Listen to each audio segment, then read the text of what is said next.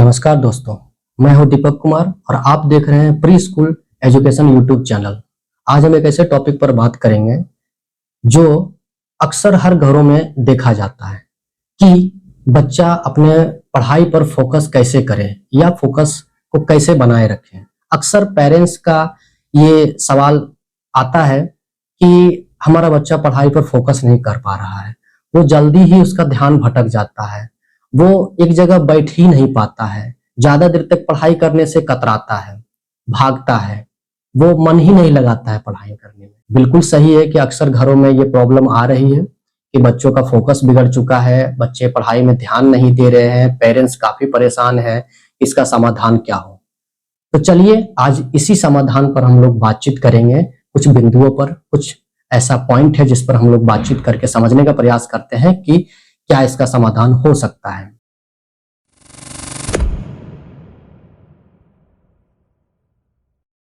तो सबसे पहला पॉइंट ये है कि आप सबसे पहले ये जानने की कोशिश करें कि बच्चे के पढ़ाई को लेकर के आप इतना कॉन्शियस दिख रहे हैं, तो आप पहले ये पता कीजिए कि आपका बच्चा जिस समय घर में पढ़ाई करता है या टोटल जो टाइम है बच्चे का खेलने कूदने का और पढ़ने का, जिस समय बच्चा बिल्कुल जगा हुआ रहता है, क्या वो शांत माहौल होता है। ठीक है, खेलने के टाइम में तो ये है कि शोरगुल है, बच्चा अपना शोर मचा रहा है, खेल रहे हैं, वो चलेगा।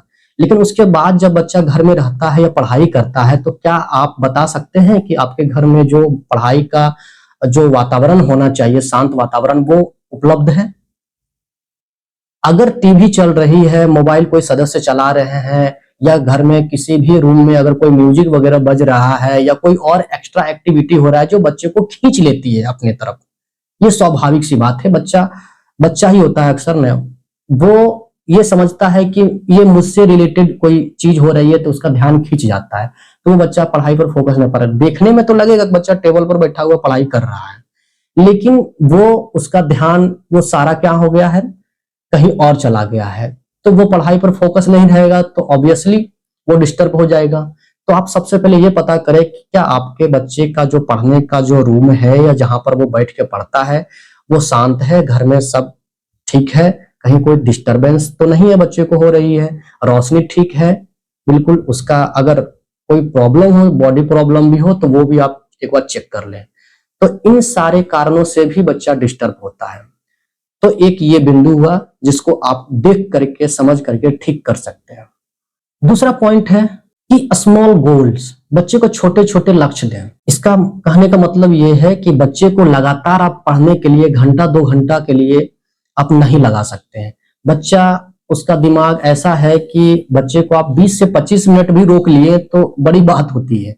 तो आप ध्यान दें कि आपके बच्चे को आपको बहुत दबाव के साथ में घंटे 2 घंटे पढ़ाने के चक्कर में, बैठाने के चक्कर में आपको नहीं पढ़ना है। आपको बस ये ध्यान देना है कि बच्चा 20 से 25 मिनट, मैक्सिमम 30 मिनट तक अगर बच्चा बैठ पाता है, फोकस कर पाता है, उसके बाद उसको आप अपने तरफ से जा करके 5 से 10 मिनट का गैप दे दें। 5 से 10 मिनट का आप गैप देते हैं तो आपका बच्चा फिर से रीस्टोर हो जाता है, उसका माइंड, अब फिर से वो आधा घंटा 30 मिनट तक बैठ करके आराम से फिर पढ़ सकता है। और वो 5 से 10 मिनट का टाइम उसका अपना चॉइस होगा, वो खेले कूदे, जो करना है करे। उसके बाद फिर से आप उसको बैठा सकते हैं, बेटा 30 मिनट और बेटा। तो आप इस तरह से करके आप उससे 1 घंटा 2 घंटा जितना हो सके आपके पास में चॉइस हो, आप उसे आगे लेकर ले जा सकते हैं, जिससे भी उसका जो पढ़ने का टाइम है वो बढ़ेगा, वो रुकेगा, उससे उसका फोकस बढ़ेगा, इससे उसकी आदत में भी बदलाव आएगा। तो आप ऐसा करें। तीसरा पॉइंट है मोबाइल या इलेक्ट्रॉनिक गैजेट्स। अक्सर हम घर में जो भी बड़े सदस्य होते हैं बच्चों से, वो भूल कर बैठते हैं कि जहां तहां मोबाइल छोड़ देते हैं। बच्चा मोबाइल में घुस जाता है, कुछ ऐसे इलेक्ट्रॉनिक गैजेट्स होते हैं जैसे टैब है, घर में टीवी है, इसके अलावा कंप्यूटर है, वो ऐसे खुला छोड़ देते हैं बिना पासवर्ड का। तो बच्चे उसको खोल करके बेवजह ही चलाते रहते हैं, उससे भी उनका ध्यान भटका हुआ रहता है। उसके दिमाग में एक बैठ जाता है कि जब वो पढ़ने के लिए बैठता तो उसके दिमाग में अरे उसमें गेम था, लैपटॉप में गेम था, मोबाइल में ही गेम था, कैंडी क्रश था, ये वो तरह तरह के उसके दिमाग में वो बातें आती है। तो आप ऐसा करें कि उसके दिमाग में अगर ये बात है ही तो आप ऐसा करें कि पढ़ने के बाद या किसी एक ऐसा टाइम पर जिसमें वो खेलना चाह रहा हो, तो आप उसको दे दें, मोबाइल दे दें, उसको एक फिक्स ऐसा गेम दे दें कि आप खेलो, आप चलो ठीक है, आपके चॉइस की चीज है, आप देखो, लेकिन 30 मिनट आपको गेम में देना है, तो आपको 1 घंटा पढ़ाई में देना है, बात खत्म। ये आप मेरे बच्चे में एक डील की तरह हो जानी चाहिए, ताकि बच्चे के दिमाग में भटकाव न हो, उसे ये बात क्लियर होना चाहिए कि हाँ, मुझे पढ़ने के बाद या पढ़ने से पहले मुझे 30 मिनट तो मिलेगा, ये पक्का होता है, वो कंफ्यूजन नहीं होता है, उसका माइंड फोकस्ड रहता है, हाँ ये मुझे मिलेगा, ये इस टाइम में मिलेगा, तो वो बिल्कुल फोकस रहता है। इसके अलावा आप एक चीज और ध्यान दें, मोबाइल जब भी वो बच्चा यूज कर रहा हो, तो वो आप देखें जरूर कि वो जो देख रहा है वो क्या कर रहा है, वो मोबाइल में अगर यूज कर रहा है कुछ भी, तो वो कर क्या रहा है। ऐसा नहीं कि कुछ भी वाहियात सी वीडियो देख रहा हो या वाहियात से गेम खेल रहा हो, जैसे कि आजकल देखते हैं वायलेंट तरीके से जो गेम वगैरह आ गया है, पूरी तरह से मारा मारी वाला, वो चीज बिल्कुल भी बर्दाश्त नहीं करनी चाहिए आपको। मैं पेरेंट्स आपसे बात कर रहा, रिक्वेस्ट कर रहा हूँ कि आप बच्चे को ऐसे गेम खेलने के लिए मत दे जिसमें दिन रात मारा मारी वाला काम चल रहा हो, ठीक है, गाली गलौज चल रहा हो। इसके अलावा कंटेंट जो आप यूट्यूब पर देख रहे हैं, उस पर भी आपको देखने के लिए मिलेगा कि जो बहुत वाहियात तरीके के कंटेंट वो देख रहा होता है, ठीक है, उसमें कोई सेंस नहीं बनता, इससे बच्चे का जो सेंस है वो खराब होता है, बच्चे सेंसिबल नहीं बनते हैं। ऐसे ऐसे सिर्फ बच्चे को 30 मिनट दे करके आप वो भी गलत करेंगे। बस आपको देखना है, देना जरूर है, लेकिन आखिर बच्चा आपका देख क्या रहा है ये भी डिसाइड करें, इससे भी बच्चे का फोकस बनता है, क्योंकि आप जो चीज देखेंगे उससे रिलेटेड ही आपका माइंड एक्ट करता है, बच्चे का माइंड एक्ट करेगा।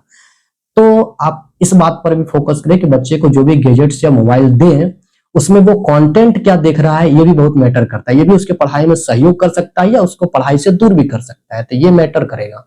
तो आप ये भी देखें, इससे भी बच्चे के फोकस में बढ़ोतरी होगी और आपको बड़ा सहयोग मिलेगा, आपको दोबारा डांटना भी नहीं पड़ेगा, परेशान भी नहीं होना पड़ेगा। चौथा पॉइंट है एक्टिव लर्निंग। इसका मतलब है कि बच्चा किताब पढ़ते पढ़ते या होमवर्क पूरा करते करते या स्कूल की पढ़ाई को पूरा करते करते थोड़ा बोर फील हो जाता है, तो आप उसके पढ़ाई में क्या कर सकते हैं। तो एज ए पेरेंट्स आप ऐसा कर सकते हैं बच्चे की पढ़ाई में कि आप बच्चे को खास करके कि आप बेटा ऐसा करें ना कि जो आपने पढ़ा उससे आप मुझे बता दो कि आपने क्या पढ़ा, एक सामान्य सा एक दोस्त की तरह आप मुझे बताएं कि आपने क्या पढ़ा। तो इससे क्या होगा, बच्चे का दिमाग एक अलग तरीके से एक्ट करना शुरू कर देगा, उसे लगेगा अरे ये तो बहुत नॉर्मल सी बात है, ये छोटी सी बात है, ये तो मैं बता ही दूंगा। तो क्या हो गया, पढ़ाई से आपने ट्रांसफर कर क्या कर दिया, एकदम बिल्कुल रियल लाइफ में, प्रैक्टिकल लाइफ में। तो इससे क्या होगा, बच्चे का दिमाग एक्टिव होगा एक दूसरे डायमेंशन में, उसे बोरियत जो है, बोरियत से वो फिर एक्टिवनेस की तरफ चला आएगा। तो आप उसे पूछिए और आप उसे ये भी कहिए कि एक काम करो, मैं स्टूडेंट बन जाता हूं, तुम टीचर हो, अब मुझे तुम वही टॉपिक समझाओ। चलो एक छोटा सा बोर्ड, आप अपने घर में एक चीज और भी कीजिए, एक छोटा सा बोर्ड रखिए, ठीक है, एक व्हाइट बोर्ड ले आइए, एक मार्कर ले आइए और उसके हाइट के अनुसार उसको सेट कर लीजिए, ठीक है। उसके बाद आप उसके ऊपर आप उसको कहिए कि तुम हमको अब पढ़ाओ। आप साइड में कुर्सी लेकर के बैठ जाए और उससे पूछिए कि आप हमें एज ए टीचर पढ़ा रहे हैं, आप कैसे पढ़ाएंगे। तो बच्चे का दिमाग बड़ा अलग तरीके से एक्ट करने लगेगा, वो बड़ा क्यूरियस तरीके से जो है आपसे बातचीत करना शुरू करेगा, आपको बताना शुरू करेगा। फिर आपको लगेगा अरे बच्चे में तो और भी कुछ है, फिर आप और पूछेगा, अरे ये आदत धीरे धीरे डेवलप हो गई ना, तो बच्चा जो बिल्कुल बोरिंग तरीके से पढ़ता है, स्कूल की पढ़ाई को या होमवर्क को पूरा करता है, बिल्कुल बदल जाएगा। आप सोच भी नहीं सकते इस तरीके से बदलेगा। बच्चे में स्टूडेंट से टीचर वाली की तरफ शिफ्ट हो जाना छोटी मोटी बात नहीं, फिर बच्चा आपका क्लास में भी बहुत मजेदार तरीके से परफॉर्म कर सकता है। तो आप इस बात को भी ध्यान दें कि आप थोड़ा सा मिक्स करें अपनी तरफ से। अगर थोड़ा सा मिक्स करते हैं तो बच्चे में जान आ जाएगा, उसके सोचने के तरीके में बिल्कुल जैसे कहते हैं कि होलिस्टिक डेवलपमेंट आ जाएगा। आप टीचर की तरह भी उसे सोचना सिखाएं, एक नॉर्मल बच्चा की तरह नहीं। और अगर ऐसा नहीं करवाएंगे तो शर्मा जी का बच्चे से आपको कंपेयर करना पड़ेगा, जो कि आप बिल्कुल नहीं चाहेंगे। तो ये आप जरूर करें। पांचवा पॉइंट ये हो सकता है कि बच्चे की नींद पूरा नहीं हो रही है। बच्चे की अगर नींद पूरी होती है तो इससे भी क्या होगा कि वो एनर्जेटिक ज्यादा फील करेगा। जैसे कि आपने देखा होगा कि आप कहीं से देर रात तक थक के पार्टी से, फंक्शन से या ऑफिस से आते होंगे, तो सुबह उठने में भी बहुत दिक्कत होती है। अगर आप सवेरे उठ भी जाते हैं मजबूरी में, तो दिक्कत ये होती है कि आपको जाने का मन नहीं करता है, पढ़ने का मन नहीं करता है, और किसी से बात करने में लगता है कि 2 घंटा और सो जाएं, चाय पिए फिर सो जाएं, भूखे भी सो जाते हैं। ऐसा क्यों? क्योंकि आप पूरी तरह से एनर्जेटिक अभी नहीं है। अरे ऐसा क्यों नहीं है? क्योंकि आपने नींद पूरी नहीं की है। ठीक वैसे ही बच्चे के साथ में होता है। आप देखें कि आपके घर में देर रात तक क्या एक्टिविटी चल रही है, क्योंकि आप जो एक्टिविटी कर रहे हैं उसमें बच्चा शामिल होगा ऑब्वियसली। तो ऐसा क्यों हो रहा है? क्योंकि आप देर रात तक टीवी देख रहे हैं, देर रात तक कंप्यूटर चला रहे हैं, देर रात तक म्यूजिक सुन रहे हैं, देर रात तक मार्केट में टहल रहे हैं, या कहीं कुछ और कर रहे हैं, या घर में ही हल्ला का माहौल है, सब मौज मस्ती कर रहे हैं, या कुछ भी हो सकता है, लेकिन देर रात तक हो रही है। तो अगर आप देर रात तक बच्चों के साथ में इंगेज है तो बच्चे की नींद खराब होगी, फिर सुबह उसके स्कूल के ऊपर इफेक्ट आएगा। स्कूल बच्चा जाएगा, आप जबरदस्ती ठेल के भेजिएगा, बस में ठूस दीजिएगा, उसके बाद बच्चा जाएगा, उतरेगा, क्लास में बैठेगा, फिर उससे नींद आएगी क्लास में, फिर वहां से कंप्लेन आएगा, फिर वहां से आने के बाद में बच्चा तुरंत घर आएगा, थका हारा सो जाएगा। आप कहिएगा बच्चा मेरा पढ़ता ही नहीं, सुस्त है। जिम्मेदार आप है कि नहीं? तो आप इस तरह से देखें कि आप बच्चे को कितना एंगेज कर रहे हैं और कितना देर के लिए एंगेज कर रहे हैं, ये बहुत जरूरी होता है। ये बच्चे बहुत छोटे होते हैं, वो बच्चा खुद नहीं समझता, पेरेंट्स को समझना होता है। मैं हमेशा पेरेंट्स पर ये उंगली उठा रहा हूं कि नहीं, पेरेंट्स को ये ठीक करनी होगी। तो दोस्तों, आज हम देख रहे हैं कि इतनी सारी प्रॉब्लम के बावजूद भी बच्चे क्यों आगे नहीं जा रहे हैं, बच्चे पढ़ाई में इतना मन क्यों नहीं लगा रहे हैं, इतने अच्छे अच्छे स्कूल अब आ गए हैं, उसके बावजूद भी हम आगे क्यों नहीं जा रहे हैं? कहीं ना कहीं बच्चे के फैमिली के मैटर में प्रॉब्लम है। मैटर मतलब ये कि जो इंगेजमेंट है परिवार का, फैमिली का, वो बिल्कुल गड़बड़ हो गया है। ना सोने का ठीक टाइम है, ना सही जगह पर खेलने का टाइम है। कई जगह पर तो बच्चे को खेलने के लिए भी नहीं मिलता है, सिवाय पढ़ो पढ़ो पढ़ो पढ़ो। उससे उसको बोलते हैं नफरत हो जाती है पढ़ाई से। बच्चा केवल पढ़ाई के लिए भी नहीं, हमने बोला ना कि 1 घंटा पढ़ने के लिए तो 1 घंटा खेलने के लिए भी आप उसे दें। धीरे धीरे धीरे धीरे आप उसको 30 मिनट पर ला करके खेलना उसका आप रोक सकते हैं कि चलो ठीक है 30 मिनट खेल लो, सुबह का 30 मिनट खेल लो। लगातार 1 घंटा खेलने से भी क्या फायदा, जब 30 मिनट वो लगातार टिक नहीं पा रहा है पढ़ाई में। 1 घंटा खेलने का, दिन भर वो खेलते रहेगा, ठीक है, थकेगा नहीं, बच्चा है, बिल्कुल नहीं थकेगा, खेलने में तो मजा आएगा हर बच्चा को, लेकिन इससे उसका एंगेजमेंट खराब होगा, उसकी आदत खराब होगी।